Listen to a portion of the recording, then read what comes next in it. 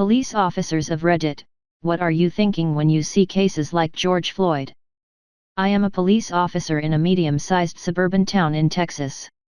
I have been in law enforcement for 14 years. I love my job, I love how I get to help people, and I love how I get to cause positive changes in people's lives. I love how 99.9% of the time, my badge is shiny. Today my badge is not shiny. I am tired of hearing the excuses given by other people for a police officer's misconduct. I am tired of excuses being made for people who tarnish my badge. I am so tired of hearing how officers have a stressful job and their misconduct was a result of that stress. You know who else is under stress? The people who called us, that person whose loved one just committed suicide, the family who called us because they found grandma dead and now we're asking everyone questions, the 7 to 11 clerk who just had a gun shoved in his face, and even the guy we just put in handcuffs and told him he is losing his freedom. Sorry, but our stress is low compared to these folks. We might have to go into these situations, but we get to leave them and pretend none of that shit ever happened after our shift is over. I am tired of hearing excuses for the bad police officers. I am tired of the excuse, well, he puts his life in danger. Sure, I know we put our lives in danger. I've had guns, knives, and even swords pulled on me. I've responded to bomb threats, suicidal subjects, assaults in progress, robberies in progress, etc. You know who else puts their lives in danger? Firefighters, deep-sea fishermen, loggers, people who step foot outside their homes in Chicago. We are trained to deal with danger, we are provided with equipment and training to help us survive those dangers. Do I face an increased risk of not going home? Sure, but that's why I am at an increased level of awareness at work, so I can respond to threats appropriately without panic and over-responding. I am tired of hearing about the thin blue line. I believe in the thin blue line, I believe in looking out for my fellow officers.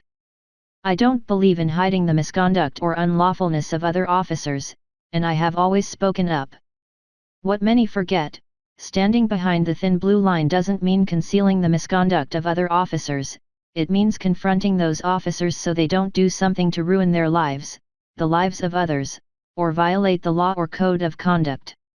It means walking up to the officer with his knee on a suspect's neck and saying, "Dude, this is too much, stop," before the officer commits murder. It means walking up to the officer who has been drinking all night and saying, "Dude, I'll give you a ride home." Instead of hiding misconduct, prevent it, help your fellow officer not do something to ruin his life or another's life. If you do see misconduct, address it, take it to the appropriate level, stop tarnishing my badge.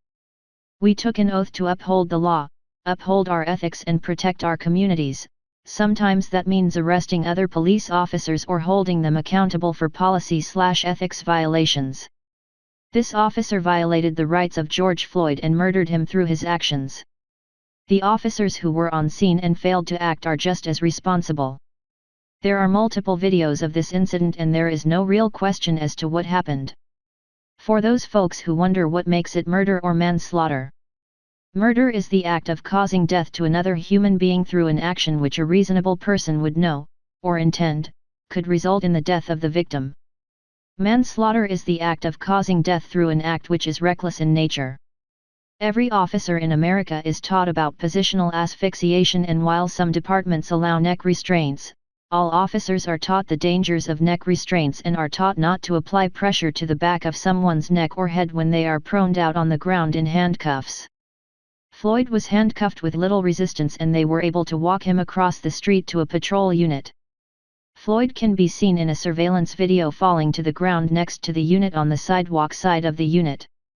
Cell phone footage then shows the officer on top of Floyd's neck on the opposite side of the unit, the street side. There is a random man in the background telling Floyd just to get in the car and he can't win. Floyd can be heard saying he knows and he's done. This implies that Floyd may have resisted or attempted to escape, but was still restrained in the handcuffs. Floyd can be heard multiple times saying he can't breathe. The cell phone video shows the officer kneeling on top of Floyd's neck for at least 8 minutes, with around 4 of those minutes with Floyd being unconscious. Even if Floyd did attempt to resist or escape, there was no reason to hold him down for 8 minutes. What was the point of restraining him for so long? Why did the other officer not assist the primary officer with restraining Floyd so they could get him in the patrol unit quicker? Why did the primary officer continue to restrain Floyd by his neck after Floyd became unresponsive? Why can the officer be heard at some point asking Floyd if he is still a tough guy? I can only come up with one answer to all of these questions, and that was the primary officer, Chauvin, wanted to prove to Floyd that Floyd was not such a tough guy.